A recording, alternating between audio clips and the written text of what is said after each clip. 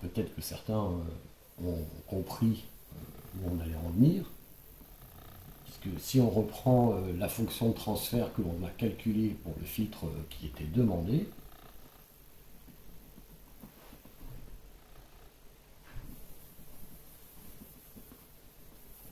vous devez l'avoir sous les yeux normalement.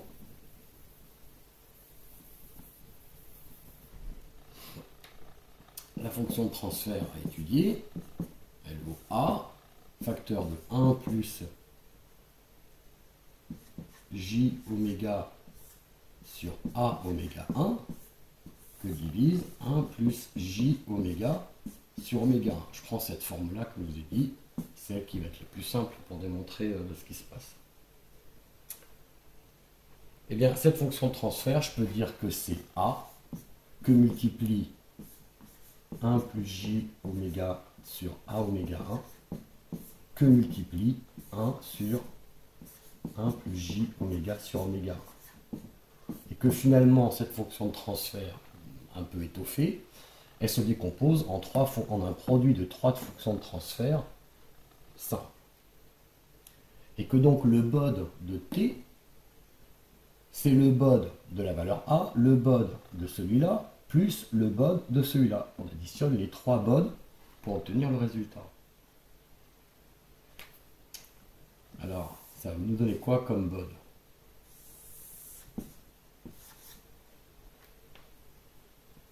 Je vais faire le premier que je connais. Celui-là, en rouge. Je ne vais pas aller trop loin. Ça nous fait un gain qui va faire 0 moins 20 dB par décade à partir de la pulsation oméga 1. D'accord, c'est lui. Celui-là, ça nous fait l'inverse. Ça nous fait exactement la même chose, mais inversée. Au lieu de descendre à partir d'une certaine pulsation, ça monte à partir d'une certaine pulsation. À partir de quelle pulsation ça va augmenter? À partir de la pulsation A oméga 1 et non plus oméga 1. Je vais supposer que A est supérieur à 1, ce qui est le cas dans notre exercice, puisqu'on a une amplification d'environ 50 à l'application numérique si vous la faites. Donc ça veut dire que je vais... A oméga 1 est une pulsation plus grande que oméga 1, forcément, si A est plus grand que 1. Et que donc, du coup, je vais la faire en pointillé, rouge. Du coup, le deuxième morceau, il fait ça avec une pente de plus 20 dB par décade. Voilà. Et le A, qu'est-ce qu'il va faire dans tout ça? Le A fait que l'ensemble va être, on va devoir rajouter 20 log de A aux deux précédentes courbes. Alors on va le laisser de côté pour l'instant, ce A, pour pas trop avoir des choses en même temps. Et maintenant, le diagramme de BOD en gain de ça fois ça, et bien forcément, c'est le diagramme de BOD en rouge plein, plus le diagramme de BOD en pointillé. Vous voyez? Alors, je vais l'effacer pour pas surcharger. Vous allez le garder sous les yeux. Voilà. Alors, au début, on avait quoi? Donc maintenant, je vais faire les deux en même temps. Je vais faire en rouge ces deux-là. Qui est donc celui-là, le BOD ici, plus le BOD ici, en gain, je le fais. Donc jusqu'à la pulsation oméga 1, la première, celle-ci faisait 0, un plat à 0, la deuxième faisait un plat à 0, 0 plus 0, ça continue à faire 0. Entre oméga 1 et A oméga 1, ce BOD-là, il y avait une pente de moins 20 dB par décade, et l'autre, ça faisait 0. 0 moins 20 dB par décade, ça continue à faire moins 20 dB par décade.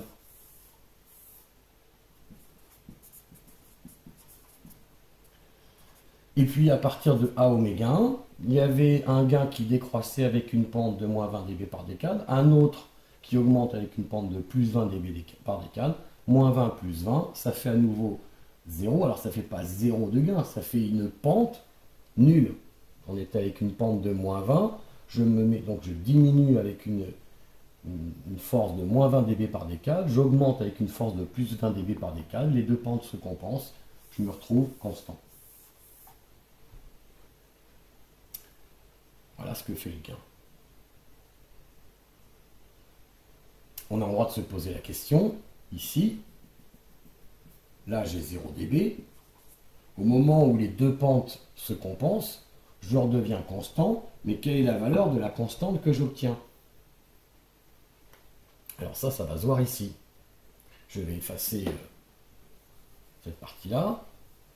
On va laisser de côté le A, comme je vous ai dit depuis tout à l'heure.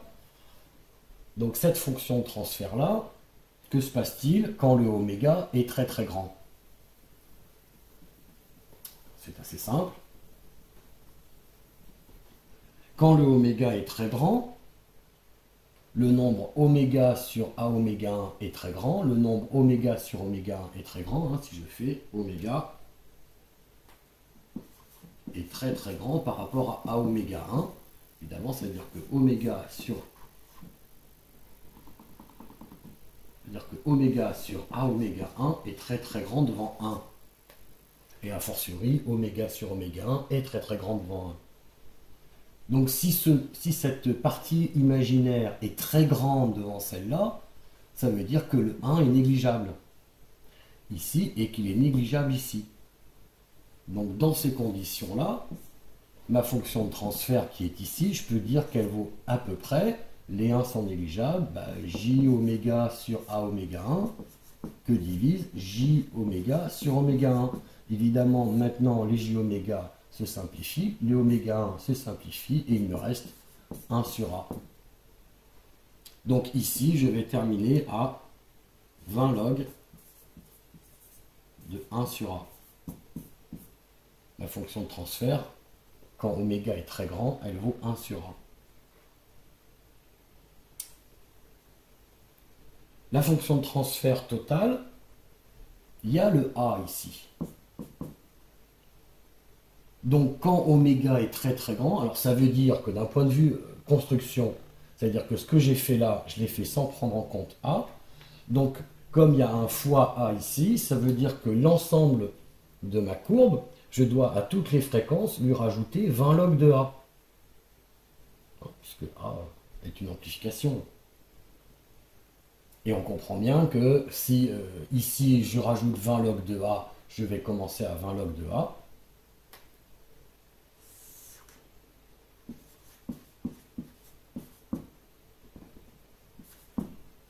Et que ici, comme je suis à 20 log de 1 sur A, si je rajoute 20 log de A, je vais terminer à 0. Et qu'entre les deux, j'ai ma décroissance qui commence à oméga 1.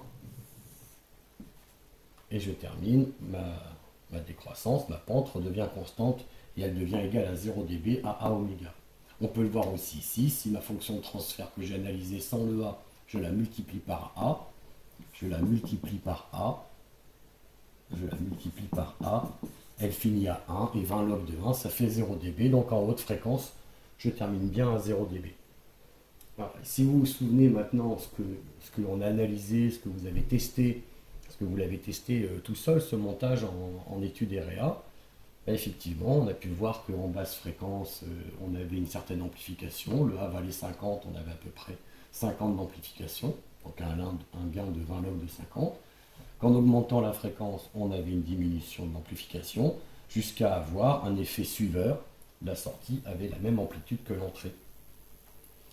Et que là aussi, si vous consultez vos données, effectivement, la pulsation de coupure du filtre, le moment où ça commence, la pulsation où on va avoir une perte de moins 3 dB,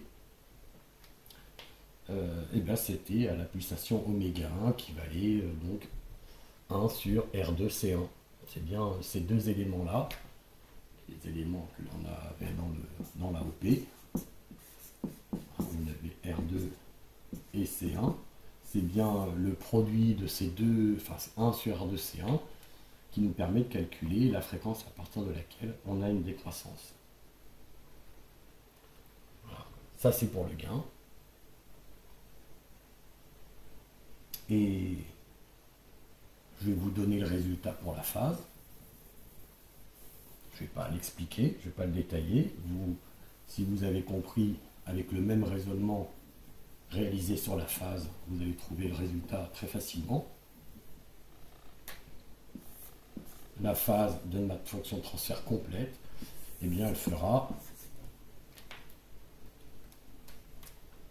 0, moins 90, 0.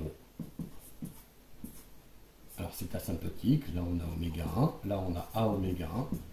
C'est asymptotique, en réalité, on va avoir la première partie du filtre qui est ici en bas, qui va faire décroître la phase, comme si on avait le premier filtre tout seul. Puis la phase remonte parce qu'il y a le deuxième filtre qui vient compenser, la deuxième partie du filtre, le numérateur, qui vient compenser l'effet du filtre passe-bas 1 sur 1 plus j oméga sur oméga 1. Et si vous vous souvenez, là encore, eh bien, quand vous avez fait les essais, en faisant le balayage en fréquence, lorsqu'on était à une fréquence bien inférieure à oméga 1, donc c'était, je sais plus, de 500 Hz ou 250 Hz, eh bien, on commençait par une entrée et une sortie amplifiée et qui étaient en phase. Quand on commençait à avoir une diminution de l'amplification, en même temps, on voyait un déphasage apparaître entre les deux courbes, entre l'entrée et la sortie. Et puis ce déphasage, c'est peut-être un peu loin, ou vous n'avez peut-être pas toutes les données sous les yeux, ben, ce déphasage, quand on augmentait la fréquence de manière importante et qu'on obtenait une sortie d'amplitude égale à l'entrée, donc on était dans la zone de gain où on avait largement dépassé la pulsation A oméga 1, eh bien, on se retrouvait avec à nouveau les deux signaux, sortie et entrée, qui étaient en phase. C'est bien ce que nous dit la théorie et c'est bien ce qu'on a observé. Donc, il faut se remémorer ça, évidemment.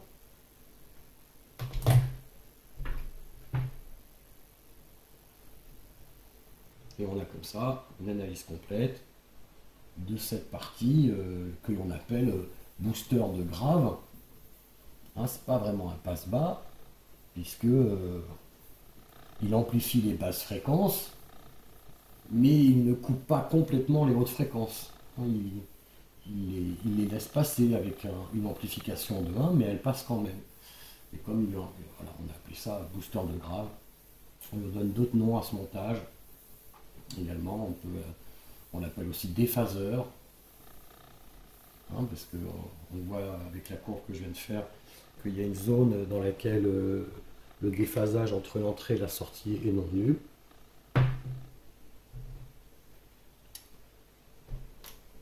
Voilà pour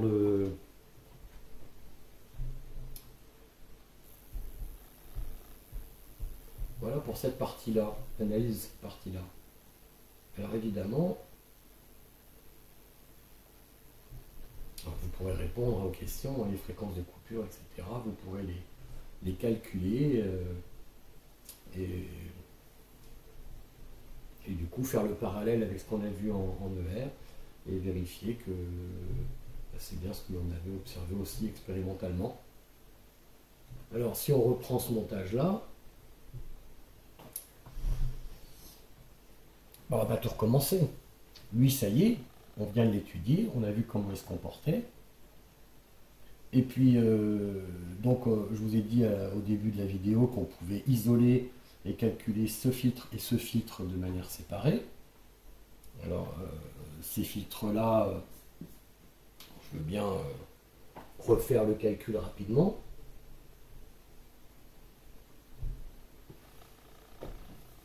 Quand on a un filtre RC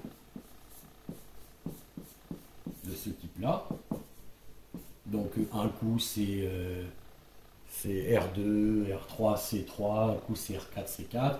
Bon, un filtre RC avec son entrée, on suppose que c'est un générateur de tension parfait, et sa sortie, effectivement, il n'y aura pas de courant de sortie.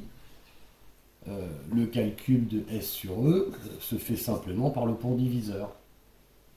en disant, pareil que tout à l'heure, on fait un pont diviseur en disant que là, bon, j'ai un condensateur, bon, en vrai, j'ai un dipôle.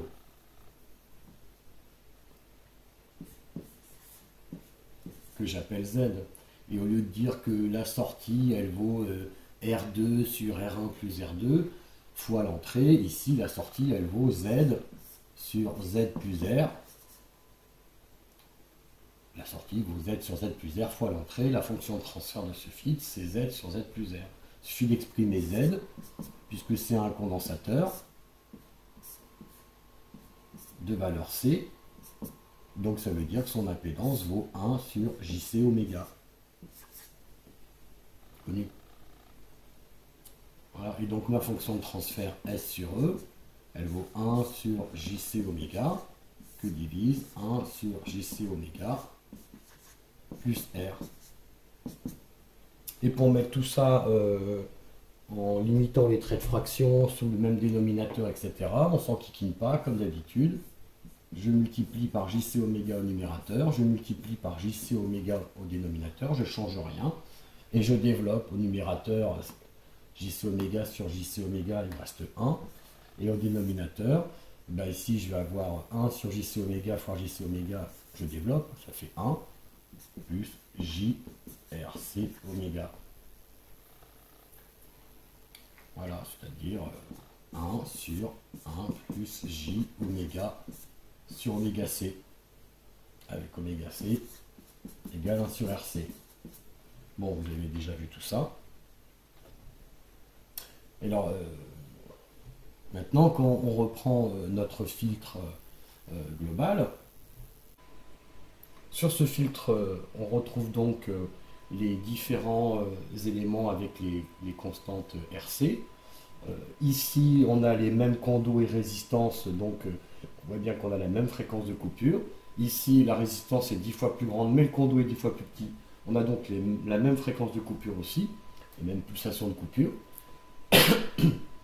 Pour rester reprendre le raisonnement en quadripôle, on avait dit là, on peut couper les deux éléments, ce qui veut dire que ici, on a un premier quadripôle, ici, bon, il englobe la résistance, un deuxième quadripôle, ici le troisième, que le quadripôle, à chaque fois, on a une bonne adaptation d'impédance. Celui-là a une impédance d'entrée infinie, donc il n'y a pas de problème d'adaptation d'impédance. Ici, il n'y en a pas non plus parce qu'on a un générateur de tension parfait. Conclusion, chacun des quadripôles se retrouve en cascade, sans facteur d'atténuation entre les différents quadripôles. Hein, je vous rappelle ce principe qui a été vu au premier semestre. Il faut vraiment, là on a vraiment une application typique de ce raisonnement par quadripôle. Donc on a le premier quadripôle qui est branché sur le deuxième, qui est branché sur le troisième. L'entrée générale du montage est ici, la sortie générale, ici c'est le premier RC, ici c'est le montage à AOP, ici le deuxième RC. L'impédance d'entrée est infinie là, l'impédance de sortie est nulle sur celui-là. Donc la fonction de transfert total peut bien s'écrire comme le produit de trois fonctions de transfert sans pont diviseur apparaissant à cause des impédances de sortie et d'entrée de chaque élément. Que du coup le premier c'est le passe-bas RC que l'on vient de voir, que je vais appeler oméga 1, la pulsation de coupure, puisqu'on a vu que c'était les mêmes constantes de temps, les mêmes produits RC. Voilà, le montage AOP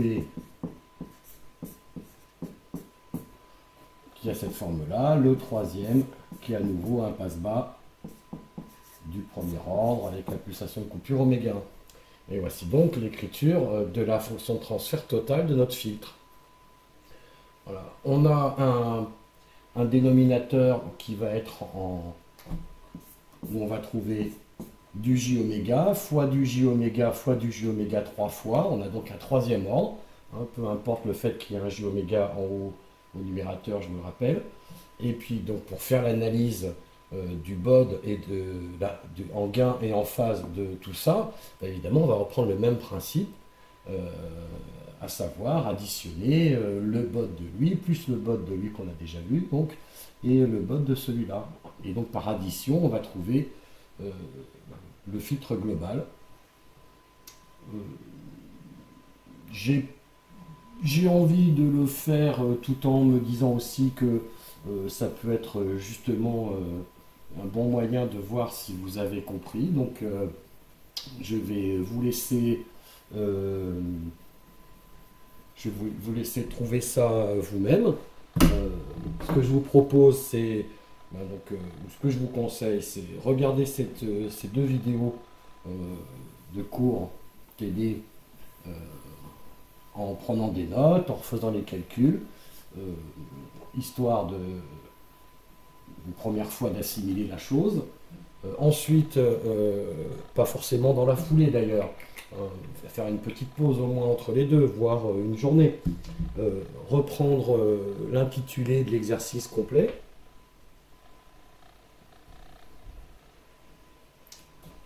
En reprenant les différentes questions. Faites-le au brouillon dans un premier temps. Les applications numériques, les expressions des fréquences. Ne confondez pas fréquence et pulsation. Et pour arriver à la dernière question qui consiste à construire le diagramme de BOD complet de l'ensemble du filtre. Quand vous êtes satisfait de vos résultats sur brouillon, vous me rédigez ça le plus proprement possible sur des feuilles et que vous allez du coup par Teams m'envoyer votre travail pour que je puisse regarder ce qui a été fait correctement et ce qui nécessiterait des éléments de correction supplémentaires. Et on se retrouve pour le débrief mardi après-midi, hein, il me semble. Et comme ça, je pourrai voir un petit peu ce qu'il en est de votre compréhension. Voilà, à bientôt pour le débrief et pour de prochains cours.